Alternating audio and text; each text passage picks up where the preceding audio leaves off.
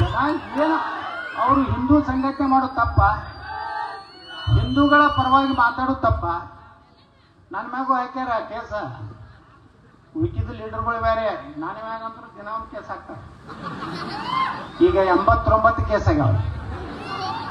ಇಲ್ಲಿ ಎಷ್ಟು ಕೇಸ್ ಆಗ್ತಾವ ಗೊತ್ತಿಲ್ಲ. ನಾ ಹೇಳಿನ ಪೊಲೀಸ್ ಇಲಾಖೆದವ್ರಿಗೆ ಹಾಕ್ರಿ 150 ಕೇಸ್ ಹಾಕ್ರಿ 28 ತನ. ಅಂದ್ರೆ ಒಂದು ಕೇಸಿಗೆ ಒಂದು MLA ಆರಿಸಿ ಬರ್ತಾನದ್ ನಮ್ಮ ಲೆಕ್ಕ. 150 MLA ಆರಿಸಿ ಬಂದ ಮ್ಯಾಗ ನಿಮ್ಮ ಕೇಸುಗಳನ್ನೆಲ್ಲ ಒಂದೇ ದಿವಸ ಹೊಡೆ ತೆಗೆದ್ಬಿಡ್ತೀನಿ ಕ್ಯಾಬಿನೆಟ್. ನಾವೇನು ತಪ್ಪು ಮಾತಾಡಿವ್ರಿ? ಯಾರಿಗೆ ನ್ಯಾಯ ಸಿಗ್ಬೇಕು, ಯಾವ ಸಮುದಾಯಕ್ಕೆ ನ್ಯಾಯ ಸಿಗ್ಬೇಕು ಅಂದ್ರೆ ಎಲ್ಲರಿಗೂ ಸಿಗ್ಬೇಕು. ನೋಡಿ, 3 ಲಕ್ಷ ನೌಕರಿ ಸಿಕ್ಕು ಅಂದ್ರೆ ಅದ್ರಾಗ SC ಜನ, ST ಜನ, ಹಿಂದುಳಿದವರು, ಲಿಂಗಾಯತರು, ಒಕ್ಕಲಿಗರು ಎಲ್ಲ ಅವ್ರವ್ರು ಏನು ಸಿಕ್ಕಡ ಸಿಕ್ಕೇ ಸಿಗ್ತದೆ. ಅದನ್ನ ಯಾರು ಮಾಡಲಾಗ್ಯಾರ.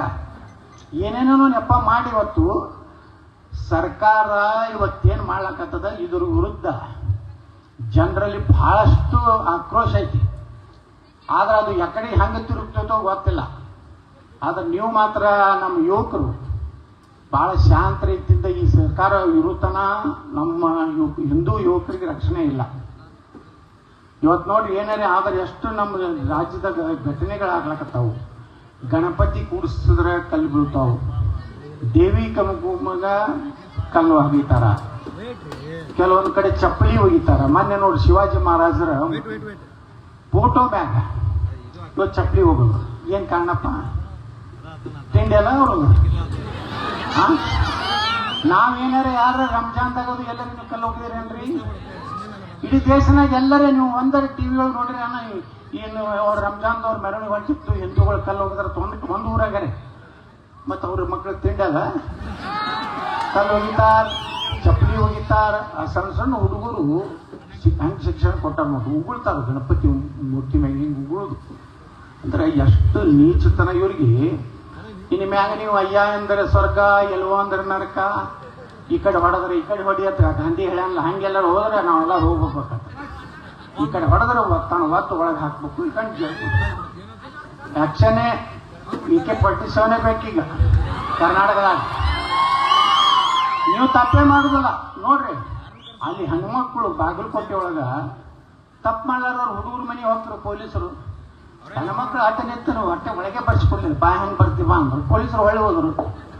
ನಾ ಕೇಳಿದೆ ಅಲ್ಲಿ SP ಗೆ, ಕಲ್ಲು ಹೋಗದವ್ರು ಯಾರಪ್ಪ? ಅವರು. ಚಪ್ಪಲ್ ಹೋಗದವ್ರು ಯಾರು? ಅವರು. ಮತ್ತು ಹಿಂದೂ ಹುಡುಗರನ್ನ ಅದಕ್ಕೆ ಇಡ್ಲಾಕಿದ್ದೀನಿ. ಇಲ್ಲ ಸರ್, ಮ್ಯಾಗಿಂದ ಆರ್ಡರ್ ಐತಿ, ಈ ಕಡೆ 200 ಹಿಡಿದತ್ತೆ, ಈ ಕಡೆ 200 ಹಿಡಿದತ್ತೆ, ಈ ಕೊಲ್ ಮಾಡ್ತಾರೆ.